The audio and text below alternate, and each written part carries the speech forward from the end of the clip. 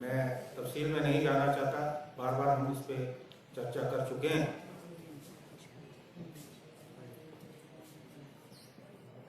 जो सरकार की जन विरोधी नीतियाँ थी उनके खिलाफ भी हम सड़कों पर आए, चाहे सचिवालय का घेराव हो, विधानसभा का घेराव हो, गवर्नर हाउस का घेराव हो, और जिला स्तर परमिशन लेकर पार्टी के सभी पदाधिकारियों को मैंने काम बांटा है। हमारे जो प्रदेश कांग्रेस कमेटी के उपाध्यक्ष हैं, महासचिव हैं, उनको हमने जिले आवंटित किए हैं। उसी तरह से हमारे जो पार्टी के सचिव हैं उनको हमने ब्लॉकों का प्रभार जो है सौंपा है। हमने कुछ जो है नई नियुक्तियां भी की है।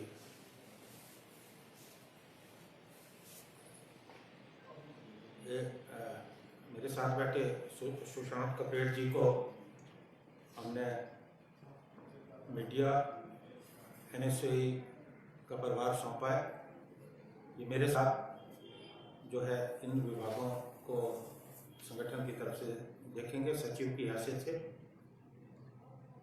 दीपक शर्मा जी हमारे पार्टी के प्रवक्ता हैं, कार्यकारिणी के भी सदस्य हैं, ये पुराने हैं।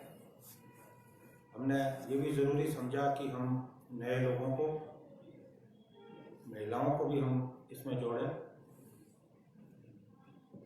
हमने शिमला में किरण ढांटा जी को, जो पेशे से वकील हैं, इन्हें भी प्रदेश कांग्रेस कमेटी का जो है प्रवक्ता बनाया है। ये पिछली सरकार में चाइल्ड वेलफेयर काउंसिल कमीशन की भी जो है प्रमुख रही हैं, चेयरमैन रही हैं।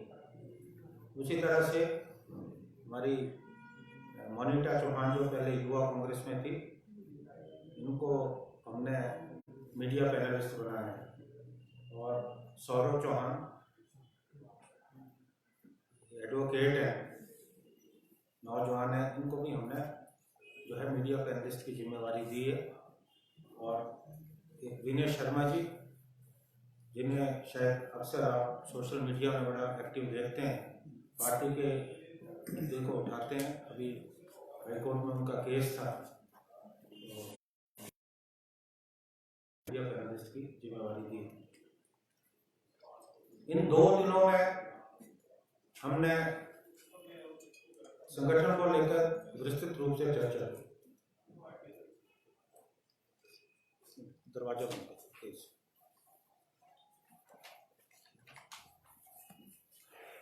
सभी पार्टी के पदाधिकारियों को हमने जो काम आवंटित किया है, और साथ में हमने सबको स्पष्ट निर्देश दिए कि जो उत्तरदायित्व दिया गया है उस उत्तरदायित्व को सुनिश्चित करना उनका काम है। क्योंकि पार्टी आला कमान का स्पष्ट निर्देश है कि जो पार्टी के पदाधिकारी निष्क्रिय हैं, ऐसे पार्टी के पदाधिकारी को आने वाले समय में अपने पद से वंचित होना पड़ सकता है। क्योंकि आज तो मैं ये बात नहीं कर सकता, क्योंकि आज तो काम का बंटन हुआ है। हमने अपने जो जिला कांग्रेस कमेटीज है, हमारी जो ब्लॉक कांग्रेस कमेटीज है, इनको हमने निर्देश दिया है कि 10 नवंबर तक अगर कहीं पे ब्लॉक कार्यकारिणी का पुनर्गठन नहीं हुआ है तो 10 तारीख तक होना चाहिए। उसी तरह से मेरा जो फोकस है वो बूथ कमेटीज पर है, क्योंकि जब तक हमारी बूथ कमेटीज मजबूत नहीं होगी, संगठन की गतिविधियां सुचारू रूप से नहीं चलेगी। इसलिए हमने निर्देश दिया है कि 25 तारीख नवंबर तक सभी बूथ कमेटीज का गठन होना चाहिए। हालांकि काफी ब्लॉकों में हो चुका है, कुछ ब्लॉकों में चल रहा है, लेकिन हमने समय सीमा तय की और बूथ कमेटीज को लेकर एक बात बिल्कुल स्पष्ट है कि अतीत की तरह जो बूथ कमेटीज है वो कागजों में नहीं होगी। हमने टारगेट दिया है कि हर बूथ में कम से कम 5 और 7 ये संख्या हमने सुनिश्चित की है। इस कमेटी में महिला भी होनी चाहिए, हमारे अनुसूचित जाति से भी होना चाहिए, युवा, एक समन्वय होना चाहिए। और ये स्पष्ट निर्देश है कि जो बूथ कमेटीज होंगी वो बूथ में जाके बनेंगे। पूरा हमारे पास उनका मोबाइल नंबर, टेलीफोन नंबर, और आने वाले समय में अगर कोई पार्टी का संदेश हो, कोई आदेश हो, वो सीधा बूथ कमेटीज के मेंबर तक पहुंचे।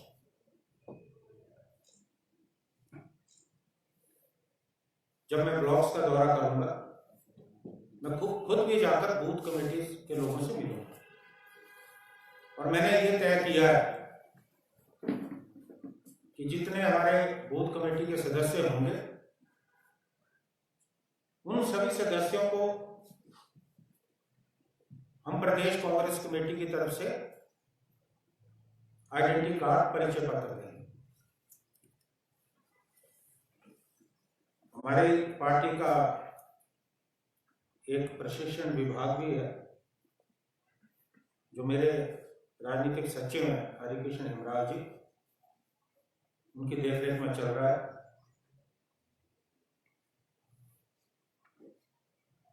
हमारा आने वाले समय में हमने कार्यक्रम बनाया है कि सारे ब्लॉक्स में जाके प्रशिक्षण शिविर लगेगा और उसमें सभी पार्टी के पदाधिकारियों को की उपस्थिति सुनिश्चित की जाए। और ये जो बूथ कमेटीज है इनको हम अलग से जो है प्रशिक्षण देंगे, पार्टी की विचारधारा को लेकर, पार्टी के कार्यक्रमों को लेकर कोई संशय हो उसे दूर करने का प्रयास होगा। और ये काम भी हम जो है करने वाले हैं। उसी तरह से जो कांग्रेस पार्टी के प्रवक्ता हैं वो पार्टी का चेहरा होता है, क्योंकि मेरा एक विस्तृत बहुत लंबा अनुभव स्पोक्स पर्सन के रूप में रहा है। लगभग 10 साल से ज्यादा मैं पार्टी का प्रवक्ता, मुख्य प्रवक्ता रहा हूं। एक व्यापक अनुभव है। तो कल मैंने अपने सभी प्रवक्ताओं से अपने अनुभव शेयर किए और उन लोगों की राय को जानने का भी प्रयास किया।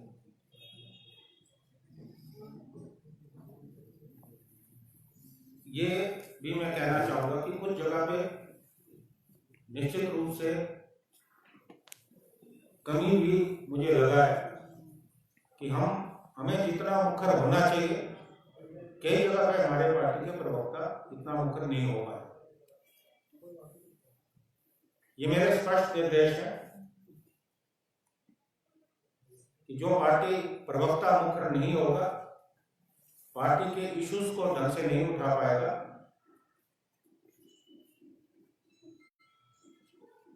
वहां हमें पार्टी का प्रवक्ता बनना पड़ेगा।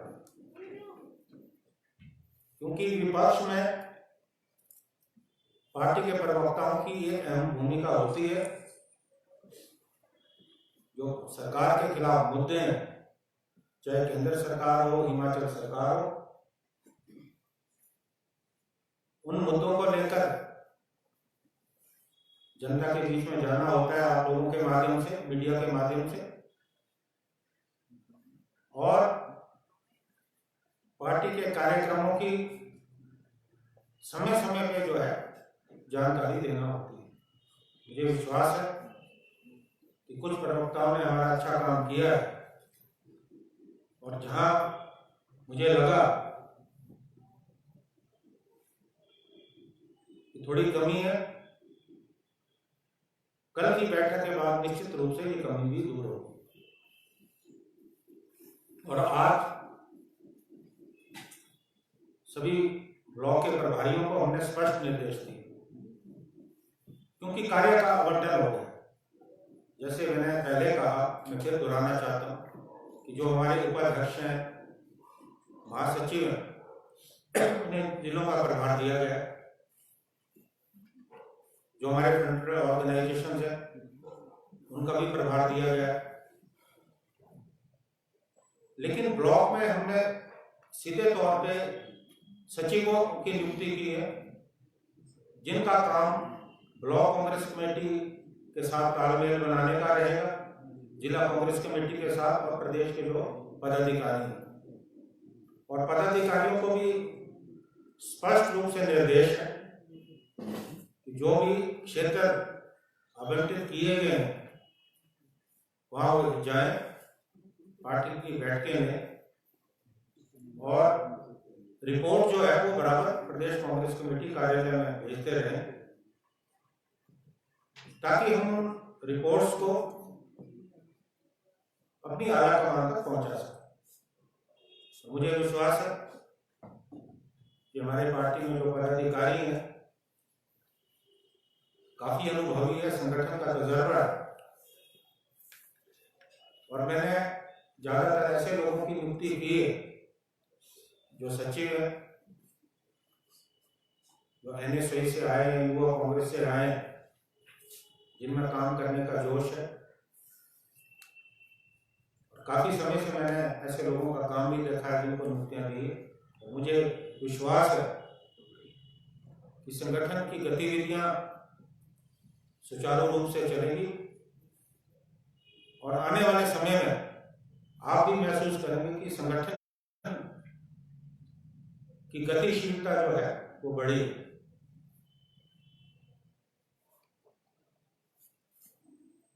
अभी जो प्रदेश की सरकार है, अभी भी 2 या 3 दिन पूर्व अफसरों के तबादले हुए। उससे पूर्व रात के अंधेरे में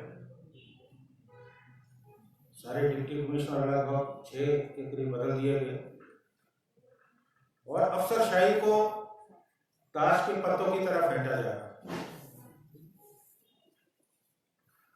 बार बार ट्रांसफर करने से सरकार की कार्य कुशलता कम होती है, और ये इस बात को इंगित करती है कि जो मौजूदा शासन है, मुख्यमंत्री हैं या उनके वजीर हैं, उनका अफसरशाही पे कोई नियंत्रण नहीं।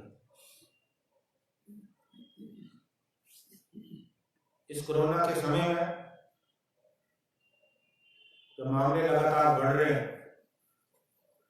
सरकार के पास कोई स्पष्ट नीति नहीं है।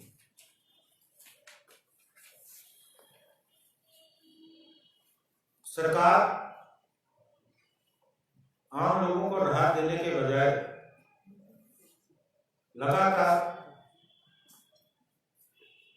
लोगों पे टैक्स लगा रही है। जैसे बिजली की दरों में वृद्धि हुई, और नए बिजली का कनेक्शन लेना एक गरीब आदमी के लिए तो बहुत मुश्किल होगा। उसी तरह से सीमेंट के दाम बढ़े।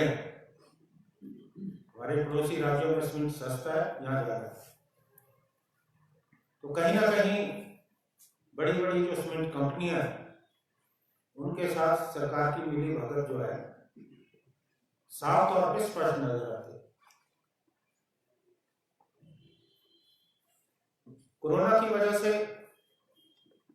प्रदेश की आर्थिकी को नुकसान हुआ। हमने लॉकडाउन के समय 5 लोगों की एक कमेटी बनाई थी, विशेषज्ञों की कमेटी बनाई, जिसमें हॉर्टिकल्चर यूनिवर्सिटी नौणी के पूर्व वाइस चांसलर विजय सिंह चौहान, हमारे कुछ डॉक्टर्स, हमारे इकोनॉमिक फील्ड से कुछ लोग शामिल थे। एक रिपोर्ट हमने बनाई थी, जो हमने मुख्यमंत्री जी को एक दस्तावेज